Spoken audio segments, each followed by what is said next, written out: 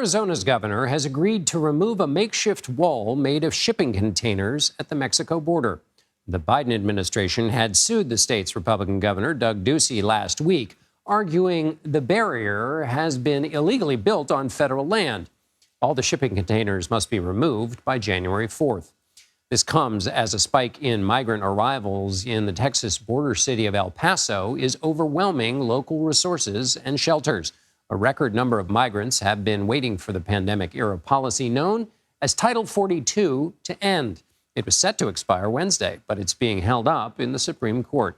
For more on this, CBS News immigration reporter Camilo Montoya-Galvez joins us now from El Paso.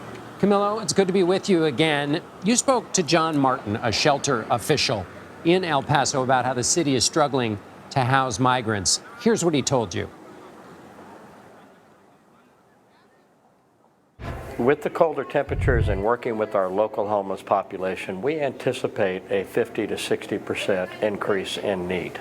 So what we have here is we have cold temperatures in conjunction with a large number of refugees. And so it's come together, and I've sort of used the term the perfect storm. It just seems like everything's hitting at once at this point. So, Camilo, what's El Paso doing to deal with this perfect storm, and is the federal government stepping in? Good evening, John. This Texas border city has really become a microcosm of the historic migration crisis here along the U.S. Mexico border, as well as the unprecedented displacement crisis across the Western Hemisphere. The arrival of thousands of migrants from Venezuela, Cuba, Nicaragua, and other countries in Latin America has overwhelmed the shelter capacity here, forcing many migrants to sleep on the street, as you can see right behind me, John. City officials here have started using convention centers, a temporary homeless shelter, and hotels to house migrants, John. And they're also planning to convert 2 vacant middle schools into temporary shelters for migrant families. But volunteers tell me, John, that that will not be enough. They say that federal, state, local, and county officials should be doing more to create additional transportation and housing capacity here in El Paso, and those calls are growing more urgent, John. We understand that temperatures here could drop to as low as 22 degrees Fahrenheit early tomorrow morning. And you spoke to someone who has been sleeping and may have to sleep in those temperatures, a young mother from Venezuela who's sleeping on the streets with her 2-year-old daughter. Here's some of that interview. Mi hija sufre de asma, tiene bronquitis y con el frío y no, o sea, no pueden haber sábanas y todo, pero obviamente el frío del piso pasa a sus pulmones. It's been very, very difficult, especially for families with minor children. My daughter has asthma. ¿Tu hija tiene asma? Your daughter has asthma? Sí, asma y bronquitis. Natalie, a migrant mother from Venezuela, told us that she has been sleeping on the streets of El Paso with her 2-year-old daughter for 3 nights now, and they're planning to stay here again a 4th night, actually, because they have no ability right now to be placed in one of these shelters. Her daughter has bronchitis and asthma, according to Natalie, and she's very concerned about her daughter's health, John.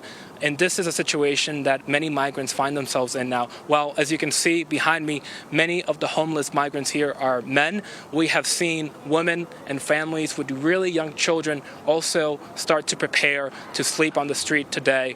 And that has become a major concern both for local officials but also for the federal government, because as you know, the Title 42 border restrictions could soon end if the Supreme Court allows this policy dating back to the Trump administration to end.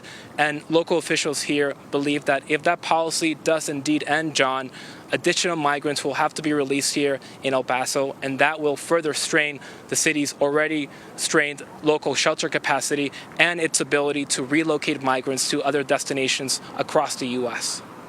And Camilo, let me take you now from El Paso to Arizona. As we told viewers, in Arizona there were this makeshift border made from shipping containers. Can you walk us through what that case was about? Yes, the state of Arizona, John, has agreed to remove shipping containers that it had set up along a section of its border with Mexico to create this makeshift border wall. That is because the Justice Department filed a lawsuit against the Republican administration in Arizona, John, arguing that the state was trespassing on federal land. Now, because of this lawsuit, John, the state has 2 weeks until January 4th to remove these shipping containers.